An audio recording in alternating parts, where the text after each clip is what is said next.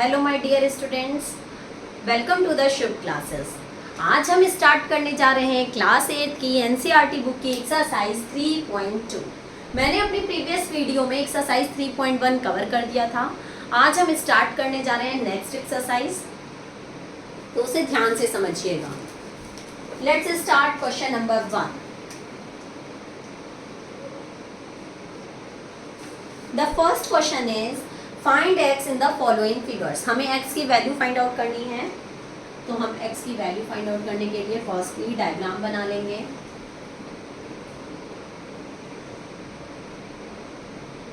One twenty five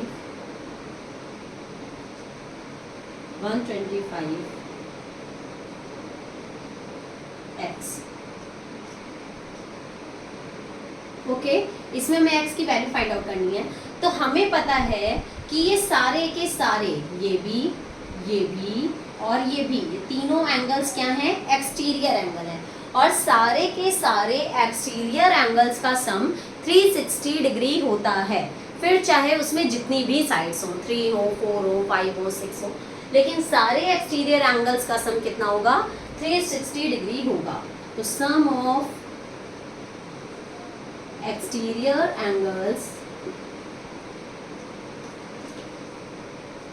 is equals to 360 degree. तो हम सारे एक्सटीरियर एंगल्स का सम कर लेंगे। 125 plus 125 plus x is equals to 360 degree. Okay, 125 250 plus x is equals to 360 degree. Okay, यहाँ plus में 250 है, इस साइड आएगा तो माइनस 250 हो जाएगा। तो x is equals to 360 minus 250 degree. x is equals to 360 में से 250 जाएगा तो 110। दैट मीन्स x की वैल्यू कितनी आ जाएगी? 110 डिग्री। सेकेंड पार्ट इसका, बी पार्ट।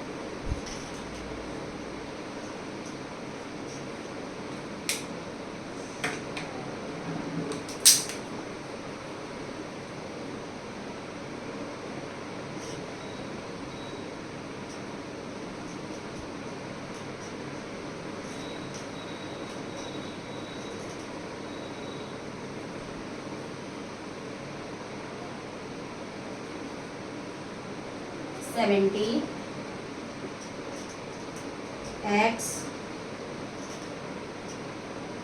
60। इसमें भी हमें x की वैल्यू फाइंड आउट करनी है। तो मैंने पहले ही बताया था कि इसका सम क्या होता है, ये इसका मीन्स क्या होता है? Right angle. दैट मीन्स कि ये 90 डिग्री है। तो जब ये 90 तो ये भी 90। क्यों? क्योंकि ये लीनियर पेयर है और लीनियर पेयर का सम 180 डिग्री होता है। ठीक, अब हम सारे एक्सटीरियर एंगल्स का सम कर लेंगे। 70 plus x plus 90 plus 60 plus 90। तो हमारे सारे एक्सटीरियर एंगल्स का सम कितना होगा? 360 डिग्री। तो सबका सम कर लें। 70 plus x plus 90 plus 60 plus 90 is equals to 360 degree. Got it? इनको ऐड कर लें। 90 plus 70 that is 160, 160 plus 60 that is 220, 220 and 90 310 degree plus x is equals to 360 degree। x is equals to, ये plus 310 है, इस side आ जाएगा तो minus 310 हो जाएगा। तो 360 डिग्री माइनस 310 डिग्री। तो x की वैल्यू कितनी आ जाएगी? 50 डिग्री। तो हमें x की वैल्यू फाइंड हो गई। Let's move on question number 2।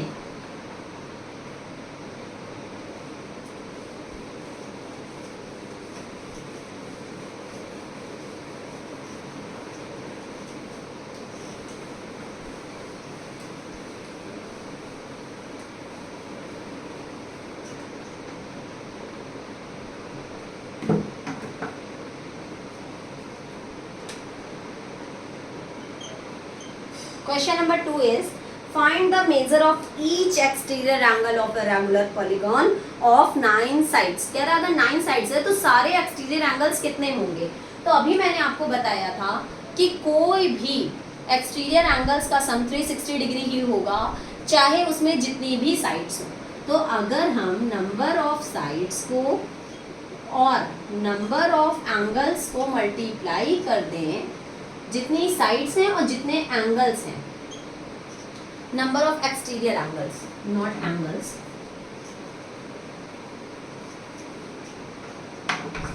Number of sides को ईच एक्सटीरियर एंगल, जितना भी एक्सटीरियर एंगल है उससे मल्टीप्लाई कर देते हैं,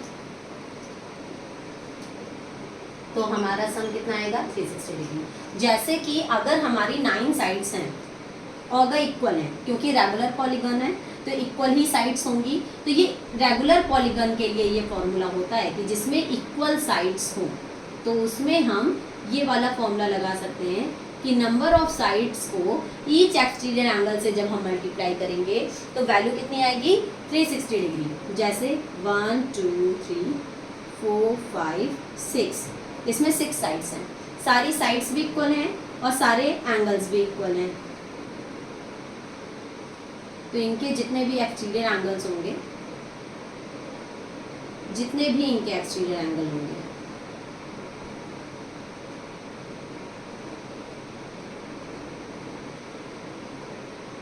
जितने भी इनके एक्सटीरियर एंगल होंगे, तो जितने साइड्स होंगी उतने ही एक्सटीरियर एंगल होंगे।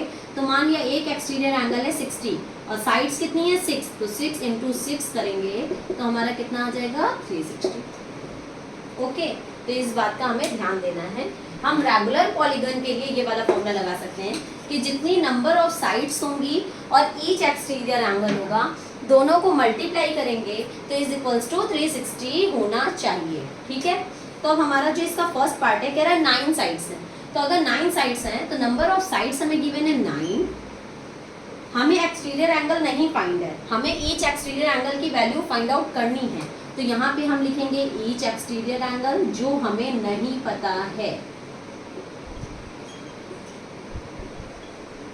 नंबर ऑफ साइड्स की जगह 9 इंटू ईच एक्सटीरियर एंगल जो मुझे नहीं पता है इज इक्वल्स टू 360 डिग्री। अब ये मल्टीप्लाई में इधर आएगा तो डिवाइड में लिखेंगे, तो each exterior angle is equals to 360 degree divided by 9, 9 × 9, 9 × 36, that means each exterior angle की वैल्यू कितनी आ जाएगी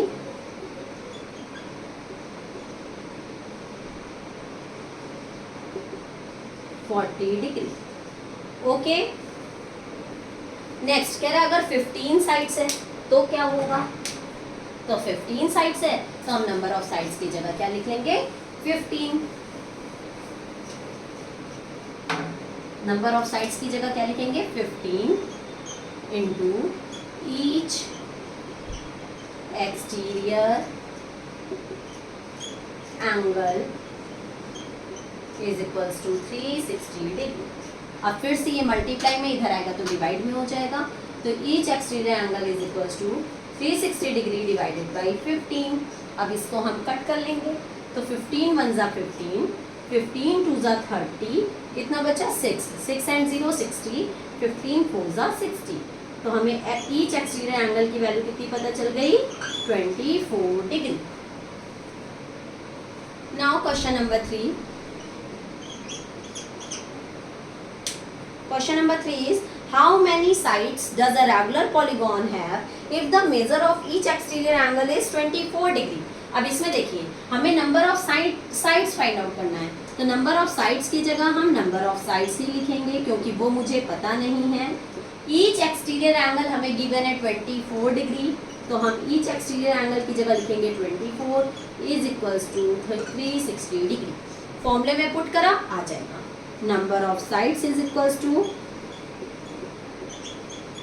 ये मल्टीप्लाई में इस साइड आएगा तो डिवाइड में हो जाएगा, तो 360 डिवाइडेड बाई 24, 24 1 × 24, 24 1 × 24 कितना बचा 12 and 24 5 × 120,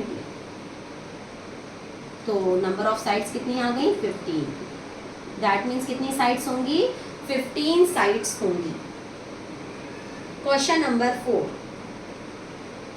how many sides does a regular polygon have if each of its interior angle is 165 degree। हमारा जो ये फॉर्मूला है ये एक्सटीरियर एंगल का है, इन्होंने यहाँ पे दे रखा है एक्सटीरियर एंगल, तो ठीक है कोई बात नहीं, इंटीरियर एंगल तो कोई बात नहीं, अगर हमारा कोई भी फिगर है उसका हमें एक्सटीरियर एंगल यहाँ रखना है, बट हमें इंटीरियर एंगल गिवन है 165 डिग्री। तो अगर हमें इंटीरियर 165 पता है तो मुझे पता है एक इंटीरियर और एक एक्सटीरियर मिलके लीनियर पेयर बनाते हैं।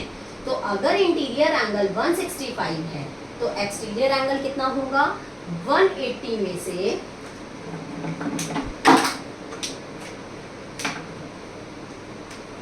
165 को माइनस कर देंगे तो हमें क्या पता चल जाएगा, एक्सटीरियर एंगल 180 में से जब 165 माइनस होगा तो हमें एक्सटीरियर एंगल पता चल जाएगा, तो एक्सटीरियर एंगल कितना हो जाएगा 15 डिग्री।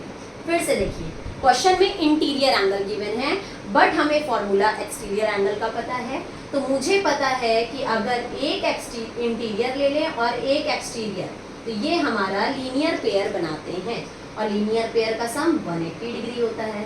तो 180 में से अगर 165 को माइनस कर देंगे तो हमें एक्सटीरियर एंगल पता चल जाएगा। तो हमारा ईच एक्सटीरियर एंगल की वैल्यू क्या आ गई, 15। ये क्वेश्चन नंबर 4 है। ईच एक्सटीरियर एंगल की वैल्यू क्या आ गई,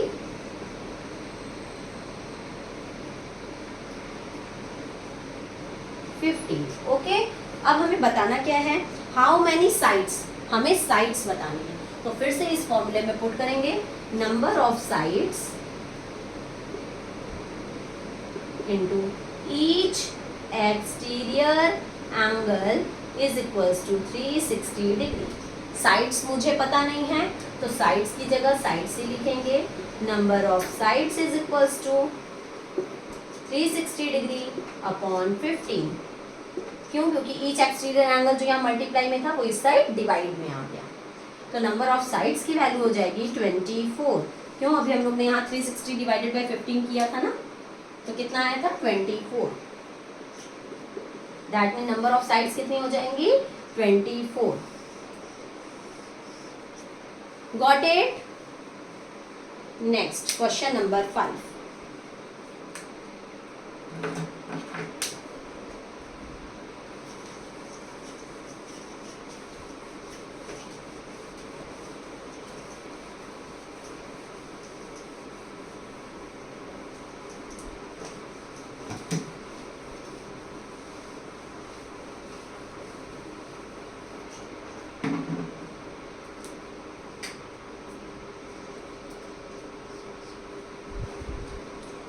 Is it possible to have a regular polygon with measure of each exterior angle as 22 degree?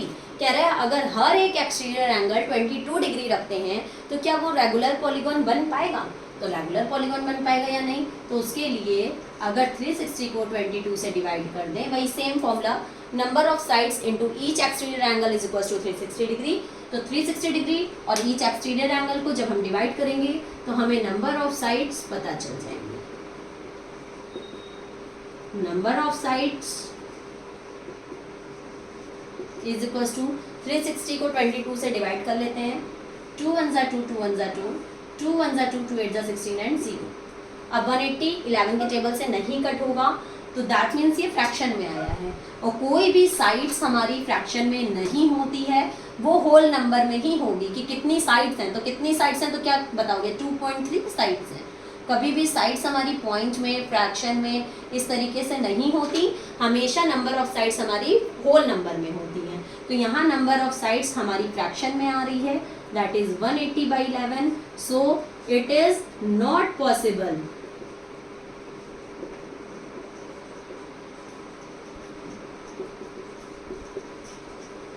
It is not possible.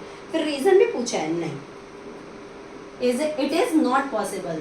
ठीक है, अगर रीजन पूछता तो लिखेंगे because 22 is not divisible by 360 degree. Okay, question number 5 का ये ए पार्ट था। अब हम लोग बी पार्ट सॉल्व करेंगे।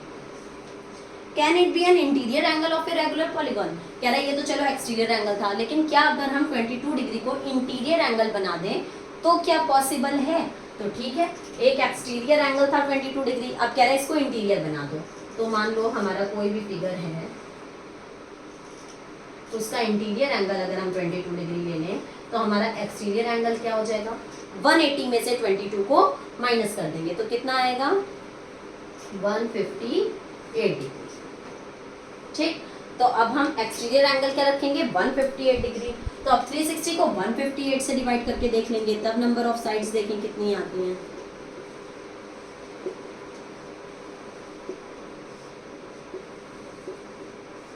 टू 7 जा 14, 1 बचा 2 9 जा 18, 2 1 जा 2, 2 8 जा 16 एंड 0।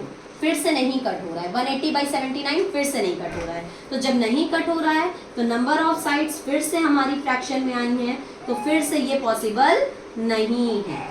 ओके, तो फिर से यही लिख लोगे, no it is not possible. और रीजन क्या रहा है, तो because 158 is not divisible by 360 degree. Okay, next question number 6।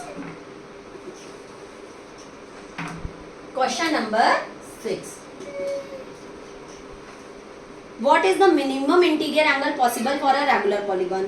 Minimum interior angle कौन सा होगा, तो मिनिमम के लिए सबसे कम साइड्स वाला रेगुलर पॉलीगॉन 3 साइड्स वाला ही होता है, दैट इज ट्रायंगल। तो इसका मिनिमम इंटीरियर एंगल क्या होगा, रेगुलर पॉलीगॉन की सारी साइड्स एंड सारे एंगल्स इक्वल होते हैं, तो मिनिमम इंटीरियर एंगल क्या होगा, अगर हम तीनों को x मान लें तो x plus x is equals to 180 degree, क्योंकि ट्राइंगल्स के तीनों एंगल का सम 180 डिग्री होता है। तो 3x is equals to 180 degree, x is equals to 180/3 that is 60 degree. तो मिनिमम इंटीरियर एंगल क्या हो जाएगा, 60 डिग्री। फिर नेक्स्ट है, what is the maximum exterior angle possible for a regular polygon. Maximum exterior angle, सबसे बड़ा exterior angle, सबसे ज्यादा एक्सटीरियर एंगल क्या होगा, अगर हम इसी को ऐसे बढ़ा लें तो अगर ये 60 है तो ये कितना होगा, 120 डिग्री। तो मैक्सिमम एक्सटीरियर एंगल क्या हो जाएगा, 120 डिग्री। ये इसका ए पार्ट था, अब इसका बी पार्ट हो गया 120 degree. Maximum exterior angle 120 degree. हम लोग कैसे पता किए, 180 में से 60 को माइनस कर दिए, क्योंकि लीनियर पेयर होता है, तो हमारा आ जाएगा 120 डिग्री। ओके, यहीं पे हमारी एक्सरसाइज 3.2 खत्म होती है। अब हम अपनी नेक्स्ट एक्सरसाइज में 3.3 के बारे में डिस्कस करेंगे। तब तक के लिए गुड बाय, टेक केयर।